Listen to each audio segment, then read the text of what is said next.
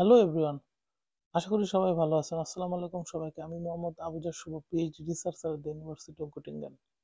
আজকে বিষয়ে কথা বলবো আপনাদের সামনে, সেটা হলো আম, জার্মানিতে কেউই জিপিএ 5 পায় না। তারা কেউই বলতে পারে না I am GPA 5। They are not GPA 5 actually, because they are grading system. জার্মানিতে আপনি ঠিকই শুনছেন যে কেউ এখানে 5 জিপিএ 5 পায় না। কারণ হলো কেউ জিপিএ 5 পেতেও চায় না, কারণ এদের গ্রেডিং সিস্টেমটা শুরুই হয় হলো জিরো থেকে।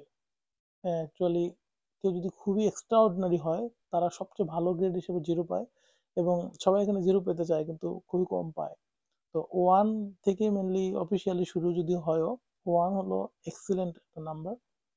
এরপরে হলো 1.3, 1.7, 2.3, 2.7, দেন 3, 3.3, 3.7, 4, দেন 4 এর পরে সবকিছু হলো ফেল। 5 মানে ফেল, 4 মানে হলো পাস, এবং 3 সামথিং হলো স্যাটিসফ্যাক্টরি, এবং 1 থেকে 1 হলো এক্সিলেন্ট, 1.3 যদি কেউ পায় সেটা হলো 1.3 থেকে 1.7 এই পর্যন্ত হলো ভেরি গুড, 1.7 থেকে 2.5 পর্যন্ত গুড, এরপরে স্যাটিসফ্যাক্টরি, পাস, দেন পরে ফেল। সো এখানে কেউ বাংলাদেশের মতো জিপিএ 5 পেতে চায় না, এখানে সবাই জিরো পেতে চায়। যদি এক্সট্রা অর্ডিনারি কেউ হয়ে থাকে, তাহলে সেই রকম কেজে তারা জিরো পেতে পারে। কিন্তু এক থেকেই মেনলি অফিসিয়ালি গ্রেডগুলো শুরু হয়, এবং গ্রেডিং সিস্টেমগুলা এভাবে গ্রেডটা দেয় যে 1, 1.3, 1.7, 2, 2.3, 2.7, 3, 3.3, 3.7, 4, 4 এর পরে সবকিছু ফেল।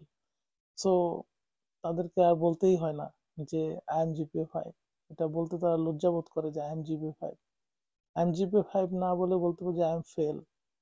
সো কমপ্লিটলি ডিফারেন্ট একটা গ্রেডিং সিস্টেম জার্মানিতে, যেটা উল্টা থেকে শুরু। আর বাংলাদেশে যেটা বেশি হলে ভালো, সবসময় যে বেশি হলেই যে ভালো না, তার এটা একটা জ্বলন্ত প্রমাণ।